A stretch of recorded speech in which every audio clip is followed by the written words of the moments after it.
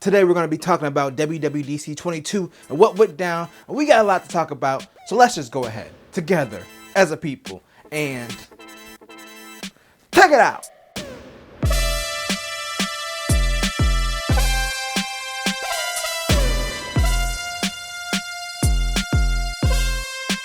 And welcome to a tremendous Tuesday. This is not a day that I normally drop a video, but WWDC just happened, and I know I said a few weeks ago on the live stream, I was like, I'm not even excited for it. I don't even know if I'm going to do a video for it this year, especially because I've been doing more gaming stuff recently. But this is a pretty good WWDC. I'm not going to go over every single little thing. I'm just going to cover some of the bigger things because there was really a lot. It was almost a 2-hour show. It was crazy. Like when the first hour went by, I was like, okay, when is it going to be over? Then they dropped the M2 on us, and I was like, my whole life just changed at that moment. So let's hop into it first. With iOS, the main thing with iOS 16 is they're revamping the lock screen finally. I think the last time they revamped the lock screen was when we got wallpapers. This is like the biggest change that they've done to the lock screen. So basically they're gonna have filters. You're gonna be able to change the font for like the date and the time. They're also adding what they call like a widget library, which are basically the complications from the Apple Watch. They're just a little bit more robust than the Apple Watch version of it. Also, they're moving the notifications down to the bottom, so that way you can just kind of hide them all away. And it doesn't block your whole home screen like it does right now. So a lot of smart changes that, yeah, they've needed for a while, so it's good to see that they're finally making these changes. Some of the other features they talked about, they're adding the live text to video, which is awesome because I've actually used the live text for photos a lot. It works really well. I had to order a part from my refrigerator the other day, and instead of just looking and typing down the model number for my fridge, I just took a picture of it and then copy and pasted it, and it worked super well.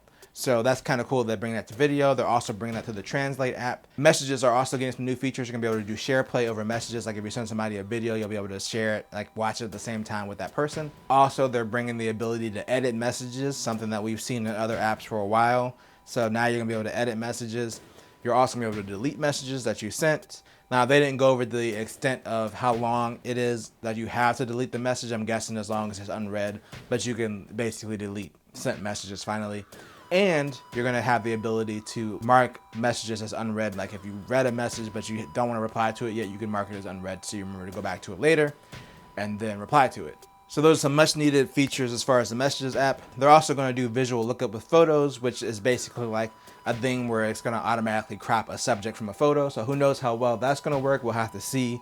I mean, this is stuff that they've already been doing on Android and kind of experimenting with, and it's worked pretty well there. So I'm excited to see what Apple's implementation of it is. But the example they show is like you can crop like a dog from a picture and, you know, send it in a message or whatever. So it seems pretty cool, so I'm excited to see that. For Apple Wallet, you're gonna have the ability to share keys through messages, emails, and WhatsApp. For the Home app, for the smart home stuff, they're doing a whole UI overhaul, which is much needed. I still don't feel like it looks that good, to be honest. I think the Home app is like one of the worst smart home interfaces currently. It's definitely an improvement, but I don't know. I have to see it in person to see if it's actually gonna be that much better than what it is right now. They also showed a revamped version of CarPlay that is supposed to take advantage of multiple screens and bigger screens. So basically they're working with auto manufacturers where if a car has multiple screens, then they're gonna be able to put CarPlay elements on those screens. Like if your car has a digital speed odometer, then they have like a CarPlay version of that you can customize. I do use CarPlay in my car, but like I just have a small screen and that's it. Like my odometer and everything are just physical odometer, so I won't be able to take advantage of any of that stuff. And also I don't know how I feel about having my speed odometer be connected to my phone, in the sense that, like, let's say if you're using wired CarPlay and you're driving and your phone gets unplugged and all of a sudden you lose your maps, you lose your instrument clusters. I'm sure obviously the cars will probably take back over, but it might be a really jarring experience to the driver if they just all of a sudden lose like their speed odometer and everything for a second. They might just freak out. So I don't know how much I like that part of it. Again, it's not really gonna affect me because I don't plan on getting a new car anytime soon. Hopefully, my car just got paid off, so really don't wanna get a new car anytime soon, but let me know how you feel about it in the comments. My main takeaway from the iOS portion is that the rumor that the iPhone 14 Pro is gonna have an always on display is making a lot more sense now, because with them revamping the lock screen, why would they really do this unless they wanted the lock screen to be a lot more prominent than it is right now? So I could see it being true that the iPhone 14 Pro is probably going to have the always on display. But we'll have to see in the fall when they do the iPhone event. And I don't know, if they do the redesign without the notch plus the always on display, I might have to actually upgrade. we'll have to see. For watchOS, there wasn't really that much that I really cared about personally. They're kind of revamping the metrics for workouts. Like for running, they're going to have elevation and then vertical tracking to see if you're like wasting energy because you're moving up and down too much. I just want the indoor run tracking to be better. It's the thing I've complained about for years with the Apple Watch.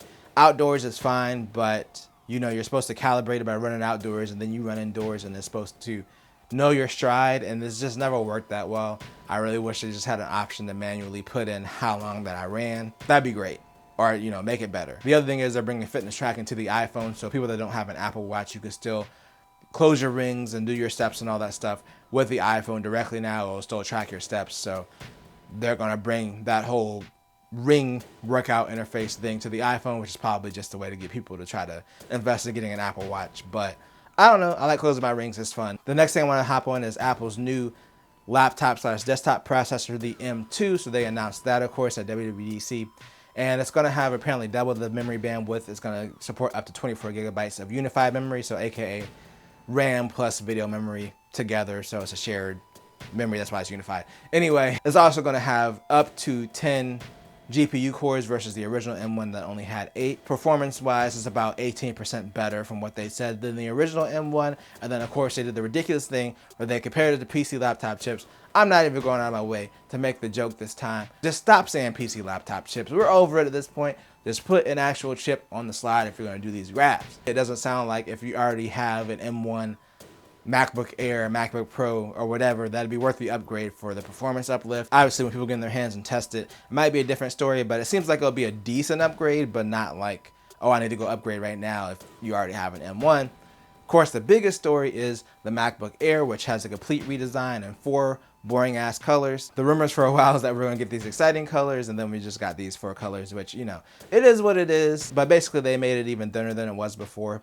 They made the screen a little bit bigger. They took it to 13.6 inches and they added a notch in there. So it aligns with the 14 and 16 inch MacBook Pros now as far as the design language. They also put in a 1080p webcam, improved speakers and microphone, and they brought MagSafe to it, which on the MacBook Air is actually very useful because it still only has 2 Thunderbolt ports and that's it. And then the headphone jack, which is now a high impedance headphone jack.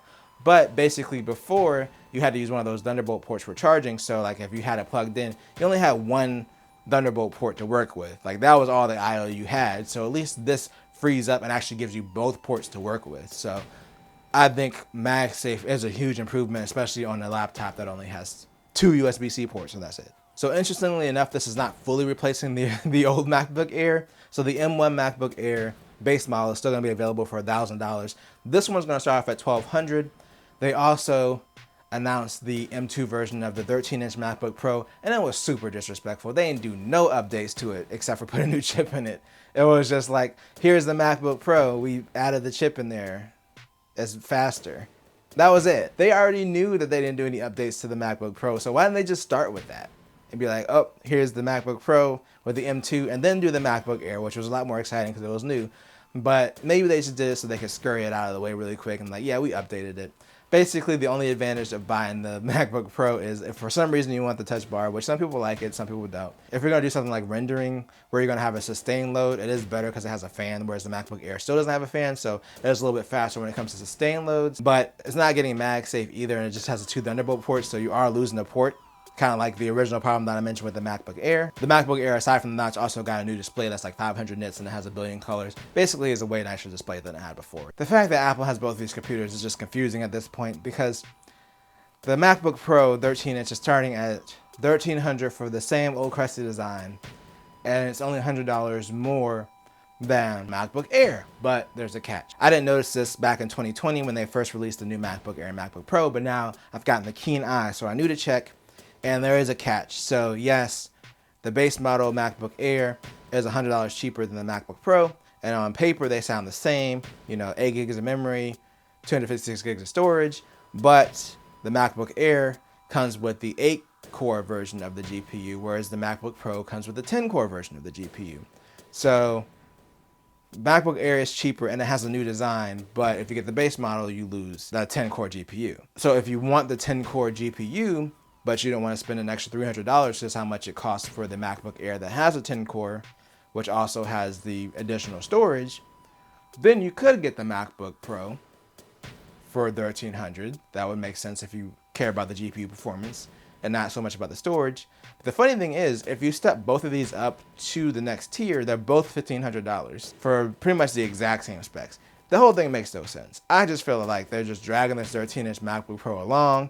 I feel like maybe next year or the year after, they'll finally just put it in a somewhat downgraded version of the 14-inch chassis, which makes sense because it was always supposed to be like a lower end version of the smaller MacBook Pro. It wasn't really supposed to be like a MacBook Air Plus. Maybe price-wise, I would have put it closer to the M1 Pro, which is still a bit more powerful than the M2. So that might be why they didn't do it, but it's just getting stupid at this point. Either way, on the lower end right now, you got the M1 MacBook Air for $1,000, and then you got the M2 MacBook Air for $1,200, and then you got the M2 MacBook Pro for $1,300. The M1 MacBook Pro, I'm guessing it's discontinued because they didn't mention it, which makes sense because if the M2 is only like 18% more powerful than the M1, then there's really no reason to have both of those MacBooks exist. The MacBook Air, it makes sense because they got the new design, they got the MagSafe, plus they got the M2. So that's enough for people maybe to want to upgrade to the new MacBook Air, even though it's not that much more powerful than the M1 version. And then also that allows them to keep a $1,000 MacBook Air, which I know they're like hitting that price point and not being their cheapest laptop. So it makes sense why they're keeping the M1 MacBook Air around for a little bit longer, along with the M2 one, so they can hit that $1,000 price point and still have the cheaper laptop to offer. So I'll touch on macOS a little bit.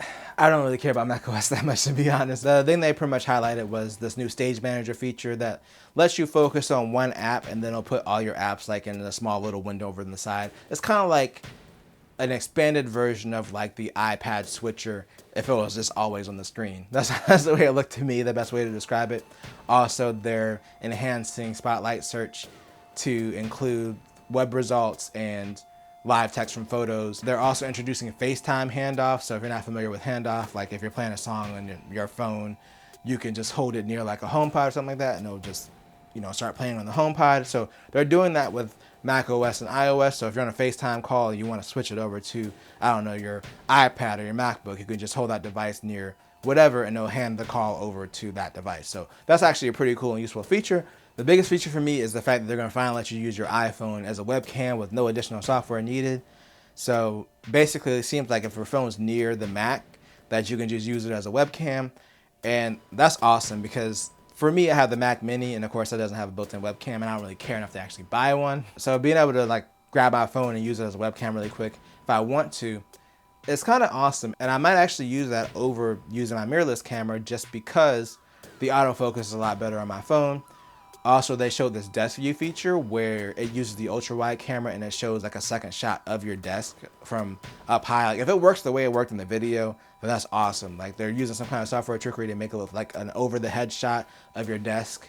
So live unboxing videos, y'all. That's all I'm saying. I'm pretty excited for this feature, to be honest. I'm pretty excited to try it. So we'll touch on gaming a little bit. They announced Metal 3, which is basically their architecture. They also announced their upscaling technology similar to like NVIDIA's DLSS. They also announced No Man's Sky is coming to Mac later this year. I'm guessing a native version, like a native Apple Silicon version. And then also Resident Evil Village is coming to Mac OS, and they actually brought someone from Capcom out there to talk about it, and they said all kinds of nice words about how cool it was to develop on the Mac and all this stuff. They're obviously on the Apple stage, you're gonna say nice stuff. I'm like, you got like 3090 Ti's in there that you're developing on and stuff. You can't tell me that you're that blown away by developing for this computer. But anyway, that was kind of their focus on gaming. They're also gonna allow certain games to work over SharePlay, where basically like if you're on a FaceTime call or whatever, then you can both play the same game at the same time and share it. That was essentially the whole gaming thing. When it comes to macOS and gaming, I'm still not a believer that it'll ever take off, just because I don't know if it's that Mac users aren't as interested or they're just used to not having a lot of games, so they just either have a Windows computer or just have a game system like a PS5 or whatever to just play games on. Apple's been trying to make it happen for a long time. It still hasn't happened. It is cool they're getting two big titles. Hopefully they'll bring some more game development over to Mac, but it still seems like most of their focus is still going to be on like the iPhone and the iPad for mobile games. That's obviously where they make the most money at gaming wise. All right, last but not least, we also have iPad OS, and they are doing some big changes. I will give them this. They addressed some of my complaints personally, but I still feel like it's not enough. They did touch on collaboration where you can kind of share certain apps over a FaceTime call and it shows like who's working on it. Like you can see like if you're in Safari, you can see who's on which tab. They're also releasing a freeform app that's going to work over the collaboration, and it's basically like a whiteboard type app. You can drop in links, you can draw on it, you can do whatever, which makes a lot of sense for the iPad. I think that's actually a pretty cool app for collaborations. The biggest thing is they finally have some exclusive iPad Pro / iPad Air features, basically the iPads with the M1 chips. So for one, they're going to use some of the hard drive space for additional unified memory, so up to 16 gigs. So that way apps can use up to 16 gigs of RAM basically if they need to. Two, they're also bringing that Stage Manager app to the M1 iPad Pro and M1 iPad Air. Kind of what we talked about on the Mac earlier, where it has like your apps over on the side, like a small little switcher area, and then you have your big app up front. And technically you can have up to 4 apps open at the same time, and they'll kind of hover over each other. Now, when I first heard about this, because I was half asleep when I first watched this, to be honest, like I had it on when I was sleeping still. And I remember I woke up and I heard floating windows, and I was like, oh, they're finally bringing floating windows to the iPad. The way it looked was the one that's in the front blocks so much of the other window, like it doesn't really matter that you can have more than one window open at the same time. But at the same time, it's still probably a better interface for multitasking than what we have now. So I'm not going to complain too much about it, and it is good that they're finally giving the people who bought these M1 iPads some way to at least use this extra power. Also, you can connect an external display to an iPad that actually works like an external display. So like you can open different apps on it and you can drag windows to it. It's crazy. It's almost like it's a computer. To be honest, it sounds sarcastic, but I am excited about those features. They also mentioned something about desktop class apps. I don't believe this was exclusive to the M1 iPads, but basically they're just giving more options that you would find on the desktop in some of the apps. Like giving the option to rename a file or change an extension or see transfer speeds for files and stuff like that. That's basically what the desktop class thing is. So that's also pretty cool. And then for the M1, they're also gonna have a reference color mode, which I am really excited about because I do all my thumbnails on my iPad. That's like the main thing I use it for. It's just like super accurate colors that you would use for video and photo editing. So like that way, when you're looking at the color, you know that this is the right color, like this is the color it's supposed to be. So it's super important, and it's really cool that they're bringing that to iPad. I'm actually super excited to try that myself. That was it. That was the WWDC rundown. I feel like I just talked like 200 miles per hour for like 30 years. Like I'm exhausted after that. There was a lot of stuff for the show. Like I said at the beginning, it was almost 2 hours. But it was a lot of good stuff. Software-wise, these are the biggest changes across the board that Apple's made in years. This is probably one of the most impressive WWDCs I've seen in recent memory. But let me know what you think, because I'm bringing this video to a conclusion because I gotta go edit it now and then get to sleep eventually. But if you enjoyed this video, make sure to tell a friend, tell a coworker, like, share, and subscribe, and hit the bell notification to be notified when I drop a video. I will be back on Sunday for my normal Sensational Sunday video. And until then, remember to always do at least 2 things at the same time.